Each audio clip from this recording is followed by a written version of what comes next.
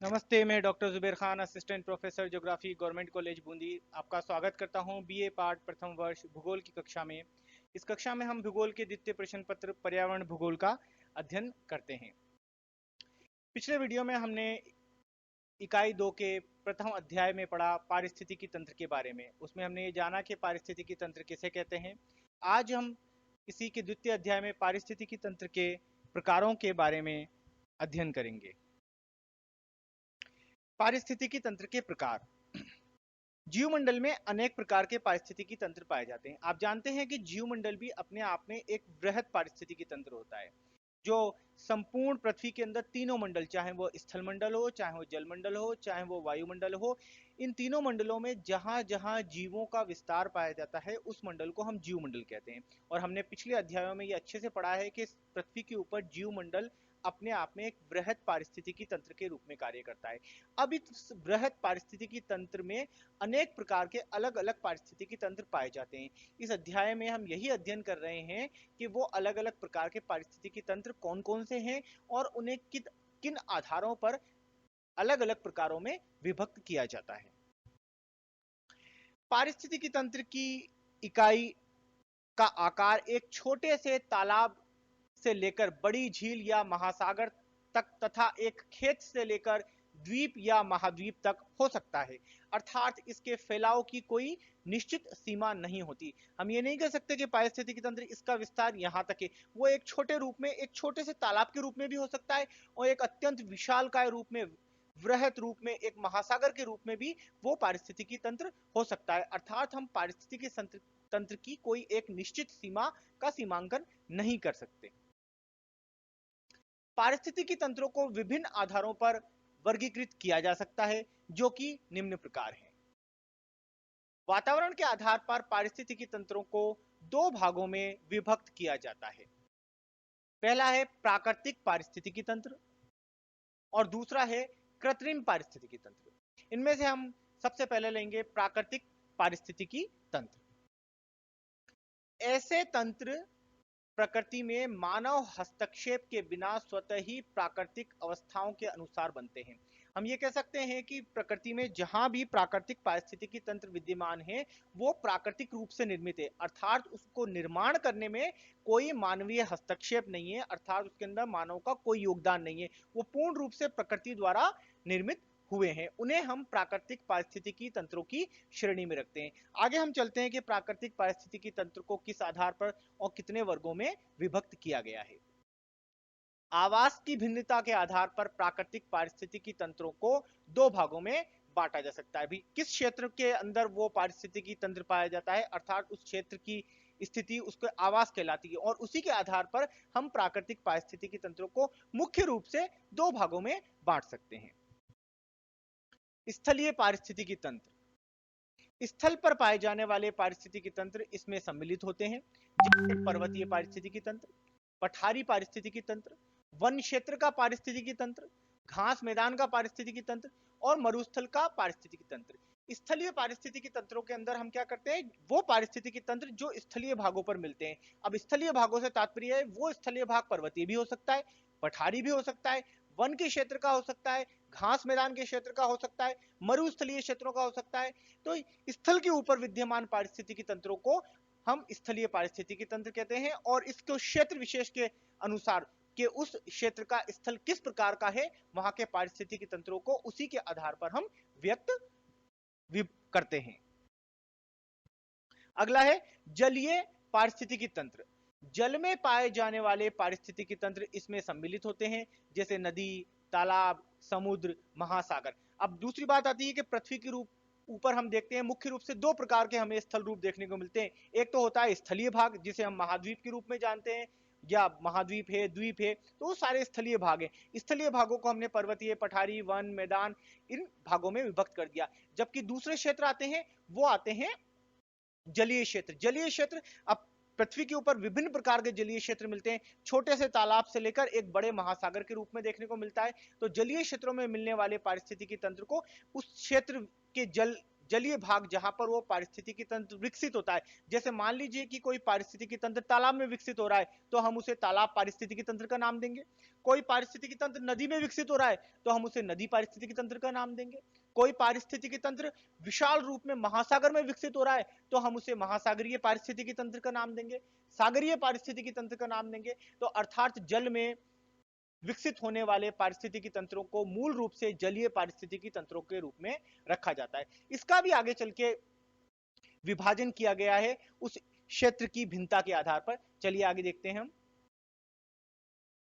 जल के मीठेपन व खारेपन के आधार पर जलीय पारिस्थितिकी तंत्र को पुनः दो भागों में विभक्त किया जाता है। आप ये भली प्रकार से जानते हैं कि पृथ्वी के ऊपर जो जलीय क्षेत्र मिलता है उसके अंदर जल की जो स्वाद है उसमें भिन्नता पाई जाती है। यदि जल के अंदर लवणता ज्यादा होती है तो ऐसे जल को हम लवण जलीय कहते हैं। दूसरे शब्दों में हम ऐसे जल को खारा जल भी कहते हैं, या हम सागरीय व महासागरीय जल कहते हैं। और आपने भौतिक भूगोल में ये अच्छे से पढ़ा होगा कि जल के अंदर विभिन्न प्रकार के लवणों के मिलने के कारण उसकी लवणता बढ़ जाती है। खास तौर से इसके अंदर खारापन जो आता है वो सोडियम क्लोराइड, या दूसरे शब्दों में मैं कहूं तो नमक का जो लवण इसमें घुलित होता है उसके कारण इसमें खारापन आ जाता है। तो ये तो हुआ लवण जलीय पारिस्थितिकी तंत्र जो मूल रूप से महासागर और सागरीय क्षेत्रों में देखने को मिलता है। अर्थात ऐसा जल जहां पर लवणता ज्यादा मिलती है उसे हम खारा जल का पारिस्थितिकी तंत्र भी नाम देते हैं। दूसरा होता है मीठा जलीय पारिस्थितिकी तंत्र या ताजा जल का पारिस्थितिकी तंत्र, जिसको हम पीने योग्य जल कहते हैं, जो खास तौर से स्थलीय भागों के रूप में हमें देखने को मिलता है। जैसे तालाब का जल होता है वो भी पीने योग्य जल होता है, उसमें लवणता इतनी अधिक नहीं होती, खारापन कम होता है, इस वजह से हम उसे ताजा जल भी कहते हैं। नदी का बहता जल होता है वो भी मीठा जल होता है, इसी तरह झरने का जल होता है वो भी मीठा जल होता है। तो मीठे जल के अंदर जो पारिस्थितिकी तंत्र विकसित होते हैं मूल रूप से हमने उन्हें मीठा जल या ताजा जल के पारिस्थितिकी तंत्र कहा। कई पुस्तकों में इसे अलवण जलीय पारिस्थितिकी तंत्र के नाम से बांटा गया है। आगे भी इसका विभाजन किया गया है कि ये पारिस्थितिकी तंत्र किस प्रकार के जलीय क्षेत्रों में विकसित होते हैं, उसको हम आगे देखते हैं।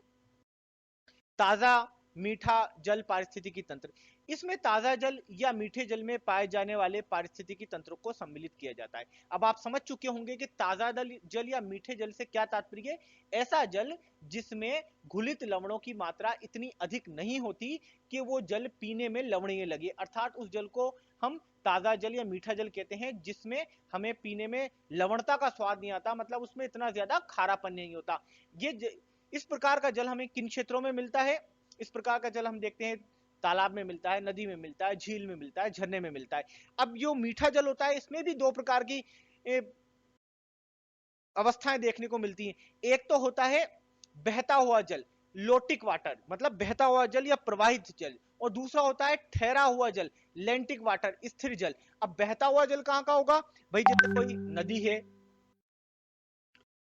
सरिता है, कोई धारा है, झरना है, तो ये तो हो गया बहता हुआ जल, इसको हम कहेंगे लोटिक वाटर। और दूसरा होता है ठहरा हुआ जल जिसे हम कहेंगे लेंटिक वाटर, जो स्थिर जल है। जैसे अब स्थिर जल कौन कौन सा हो सकता है। स्थिर जल के अंदर हम बात करते हैं तालाब हो गया, झील हो गया, दलदल हो गया, इसके अंदर स्थिर जलीय क्षेत्र कहते हैं जो कि बहते नहीं है।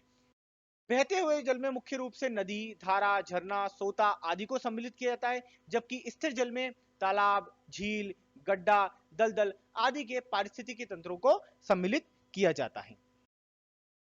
अगला देखते हैं सागरीय या खारा जल पारिस्थितिकी तंत्र। खारे जल में पाए जाने वाले पारिस्थितिकी तंत्र इसमें सम्मिलित किए जाते हैं, जैसे समुद्र का पारिस्थितिकी तंत्र है, महासागर का पारिस्थितिकी तंत्र है, नदी मुहाने का पारिस्थितिकी तंत्र है, प्रवाल भित्ति, अर्थात प्रवाल भित्ति के कारण सागरों तट के बीच में कई बार अवरोधक प्रवाल भित्ति बन जाती है, तो वहां पे एक छोटी झील का निर्माण हो जाता है जिसे हम लेगून झील कहते हैं। तो ये प्रवाल भित्ति या लेगून झील का पारिस्थितिकी तंत्र है।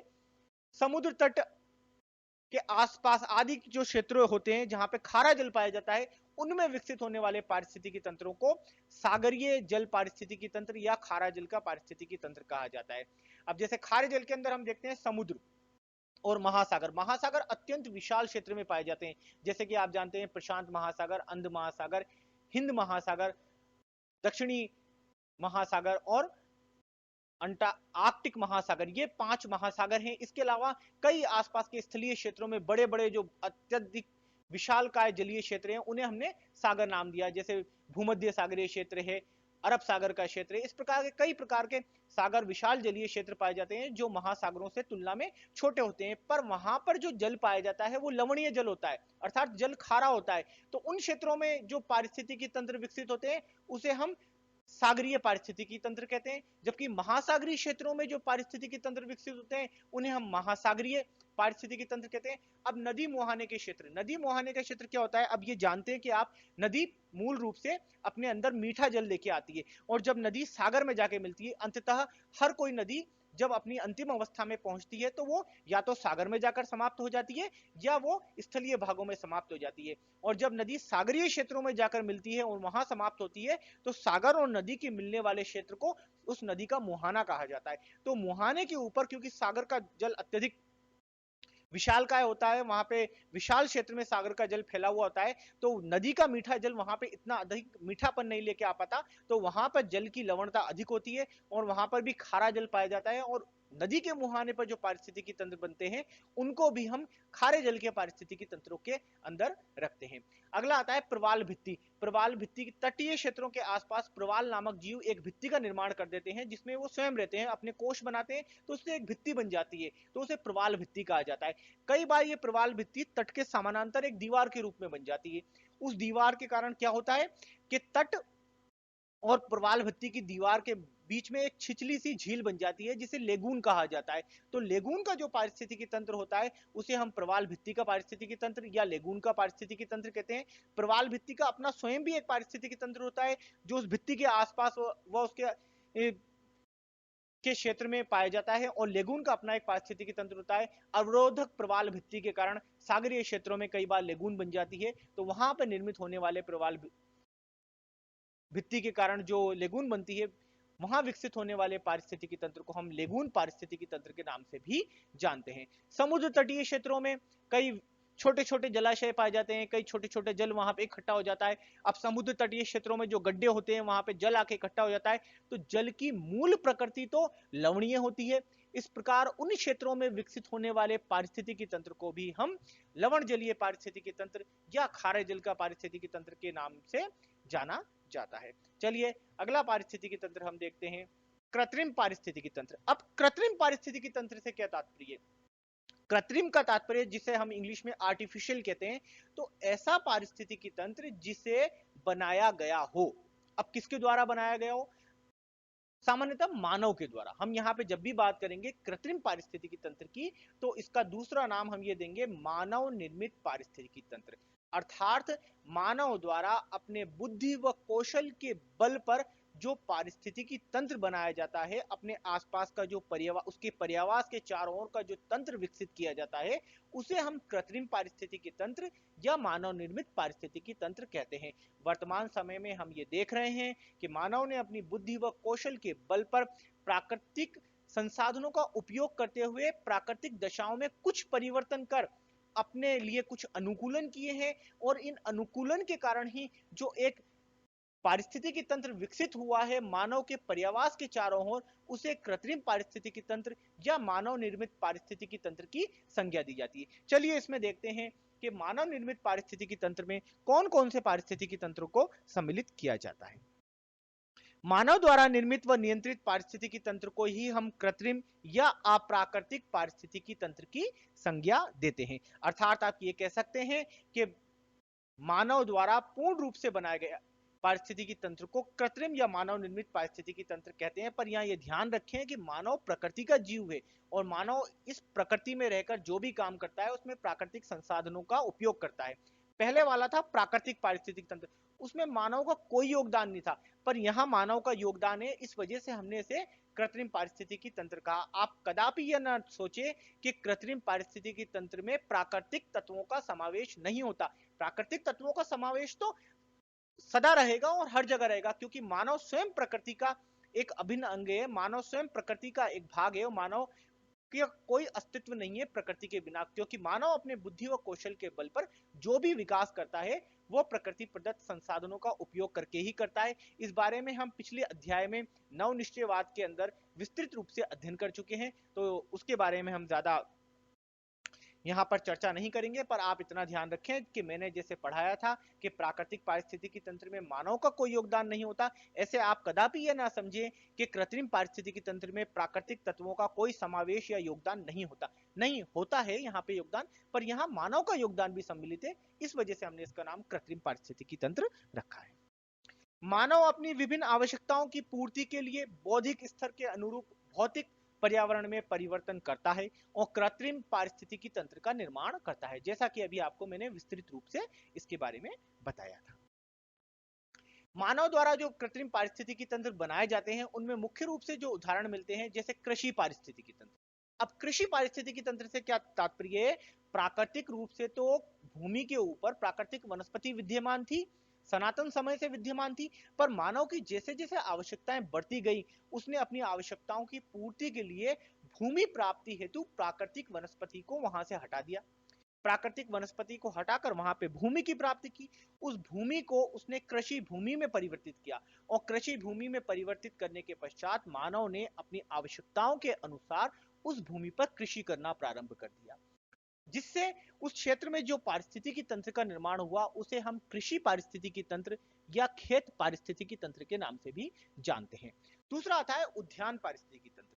अब उद्यान पारिस्थितिकी तंत्र में भी क्या होता है कि मानव ने प्राकृतिक वनस्पति को तो हटा दिया, जैसे आपने देखा होगा कई सौंदर्य उद्यान होते हैं, कई गार्डन होते हैं, आप वहां पे जाते हैं तो वहां पर जो प्राकृतिक वनस्पति है वहां उसको हटाकर मानव ने अपनी इच्छा के अनुसार क्षेत्र विशेष के सौंदर्य को ध्यान में रखते हुए वहां पे कई अन्य क्षेत्रों से लाकर वनस्पति को उगाया और उसे अपने अनुसार बढ़ने दिया। जहां वो चाहता है वहां वृक्ष लगाता है, जहां वो चाहता है वहां घासें लगाता है। तो एक तरह से उद्यान निर्माण के अंदर मानव की इच्छा शक्ति की महती भूमिका होती है, उसमें मानव का पूर्ण योगदान होता है। तो इस प्रकार का जो पारिस्थितिकी तंत्र उद्यान में विकसित होता है उसे हम उद्यान पारिस्थितिकी तंत्र कहते हैं। और इन्हें विकसित कौन करता है? इन्हें विकसित करता है मानव। प्राकृतिक तत्वों के रूप में यहाँ वनस्पति विद्यमान है, पर वो वहां की जरूरी नहीं कि वो वहां की प्राकृतिक वनस्पति ही हो। मानव वहां पे कई सौंदर्य रूप के अंदर जो पौधे लगाते जाते हैं सुंदरता बढ़ाने के लिए पौधे लगाए जाते हैं, जैसे मान लीजिए कि वहाँ प्राकृतिक वनस्पति के रूप में वृक्ष उग रहे थे, हमने वहाँ गुलाब के पौधे लगा दिए या अन्य कोई सौंदर्य वर्धक पौधे लगा दिए, तो वहाँ पे गार्डन का निर्माण हुआ। उसका निर्माण किसने किया? मानव ने किया। इसी प्रकार से वन पारिस्थितिकी तंत्र, वन प्राकृतिक रूप से भी वन हो सकते हैं और मानव निर्मित भी वन हो सकते हैं। जैसे कृषि के रूप में कई बार मानव फलों के पौधे लगाता है तो उससे वृक्ष बन जाते हैं, उस देश का एक वन पारिस्थितिकी तंत्र बन जाता है, उस संपूर्ण क्षेत्र में एक वन विकसित हो जाते हैं, तो उसे वन पारिस्थितिकी तंत्र कहा जाता है। और इसी को फलोद्यान पारिस्थितिकी तंत्र, जैसा वन पारिस्थितिकी तंत्र हुआ वैसा फलोद्यान पारिस्थितिकी तंत्र, फलों के उद्यान जो लगते हैं उसे फलोद्यान पारिस्थितिकी तंत्र कहते हैं। बांध पारिस्थितिकी तंत्र, अब बांध क्या होता है? मानव ने क्या किया कि नदी के ऊपर एक बाधा विकसित कर दी, एक दीवार बना दी। और दीवार बनाने से क्या होता है कि नदी का जो जल बह रहा था अब वो बहता हुआ नहीं है बल्कि वहां रुक गया। और मान लीजिए कि बरसात के समय में किसी नदी में 3 महीने जल बहता है और बह के निकल जाता है, बाकी समय वो नदी वहां पे सूखी रहती है। तो सूखी नदी के अंदर मान लीजिए कि स्थलीय पारिस्थितिकी तंत्र कोई विकसित था जो प्राकृतिक रूप का पारिस्थितिकी तंत्र था, पर वर्तमान में मानव ने क्या किया? उस नदी के मार्ग के अंदर एक बाधा उत्पन्न कर दी, एक दीवार बना दी। और दीवार बनाने के कारण क्या हुआ कि नदी का जल वहां पर वर्षा काल में जब बारिश हुई नदी के अंदर प्रवाह आया तो वहां पर जल रुक गया। जल रुकने के कारण वहां पर एक बांध का निर्माण हो गया। तो इस प्रकार से क्षेत्र विशेष का जो पारिस्थितिकी तंत्र था, प्राकृतिक पारिस्थितिकी तंत्र, अब मानव ने उसे बदल के बांध पारिस्थितिकी तंत्र में बदल दिया। तो अर्थात मानव ने उस क्षेत्र के अंदर अपनी बुद्धि व कौशल के बल पर एक नया पारिस्थितिकी तंत्र बनाया, क्योंकि बांध कौन बनाता है? मानव बनाता है। और मानव द्वारा निर्मित प्रत्येक प्रकार के स्थल रूप पर जो पारिस्थितिकी तंत्र विकसित होगा उसे हम मानव निर्मित पारिस्थितिकी तंत्र या कृत्रिम पारिस्थितिकी तंत्र कहेंगे। इसी तरह नहर का निर्माण भी मानव करता है। नहर में भी जल होता है, वो छोटे आकार की नहरें भी हो सकती हैं, बड़े आकार की नहरें भी हो सकती हैं, सदावाहिनी नहरें भी हो सकती हैं और समय विशेष के अनुसार जब जब सिंचाई की आवश्यकता होती है उस प्रकार की नहरें भी हो सकती हैं, तो वहां पे विकसित होने वाले पारिस्थितिकी तंत्र को हम नहर पारिस्थितिकी तंत्र कहेंगे। चारागाह पारिस्थितिकी तंत्र, जो चारागाह प्राकृतिक चारागाह होते हैं वहां प्राकृतिक रूप से विकसित होने वाले प्राकृतिक पारिस्थितिकी तंत्र पाए जाते हैं, और जो चारागाह मानव निर्मित होते हैं वहां मानव निर्मित पारिस्थितिकी तंत्र पाए जाते हैं। इस प्रकार से मानव ने अपने बुद्धि व कौशल के बल पर विभिन्न क्षेत्रों में प्राकृतिक परिस्थितियों में परिवर्तन करके जो पारिस्थितिकी तंत्रों का निर्माण किया है उसे हमने कृत्रिम पारिस्थितिकी तंत्र या मानव निर्मित पारिस्थितिकी तंत्र के वर्ग में रखा है। पारिस्थितिकी तंत्र के प्रकार का यह अध्याय यहीं समाप्त होता है। इस अध्याय के साथ में आपको असाइनमेंट या गृह कार्य के रूप में निम्न प्रश्न दिए जा रहे हैं, आप कृपया इन्हें अवश्य करें, तभी आप इस अध्याय में अच्छे से समझ पाएंगे।